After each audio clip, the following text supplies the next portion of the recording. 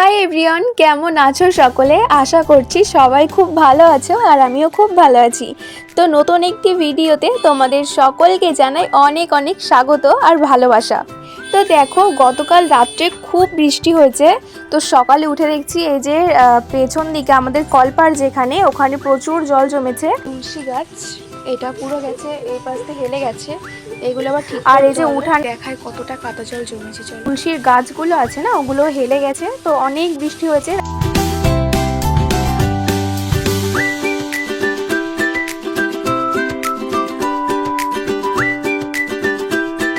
তো এখানে দেখো, বাবা আজকে নিয়ে এসছে কাতলা মাছ, আর এখানে কচুরমুখী আলু দিয়ে আর এই যে পুঁই শাকের ডাঁটা দিয়ে হবে কাতলা মাছের ঝোল।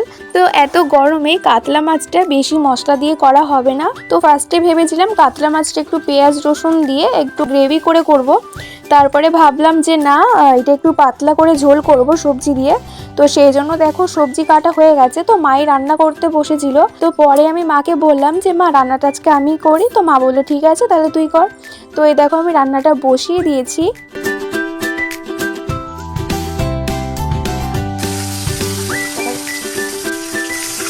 চলো এই যে ডাটা দিয়ে কচুরমুখী ঝোল করবো। তো এদিকে দেখো মাছ ভাজা হয়ে গেছে। তো তেলে আমি জিরে ফোড়ন দিয়ে দিয়েছি। তো এখন সবজিগুলো ভালো করে ভেজে নেব।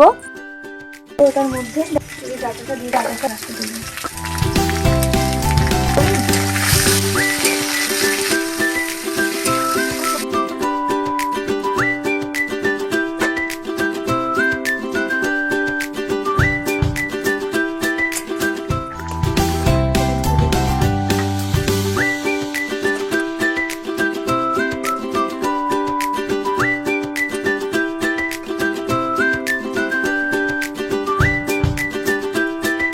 তো একটু পরে এই যে এই ভাজা মশলাটা দেবো, দিয়ে তারপরে নামিয়ে দেবো।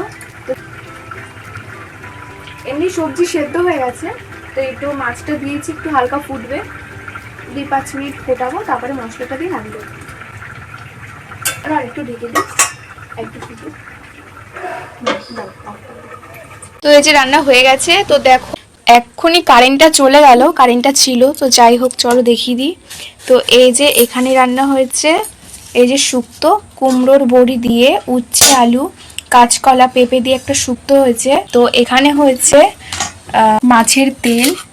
আর এখানে করেছে দেখো, এখানে মাছের ঝোলটা আমি করেছি গাটি কচু দিয়ে। আমরা বলি কচুরমুখী, অনেকে গাটি কচুও চেনো। তো এই যে কচুরমুখী দিয়ে, আলু দিয়ে, আর এই যে পুঁই শাকের ডাঁটা দিয়ে, এই হচ্ছে আজকের মেনু। তো বন্ধুরা, তো এই ভিডিওটা আমি এখানেই শেষ করলাম। তো দেখা হচ্ছে নতুন কোনো ভিডিওতে।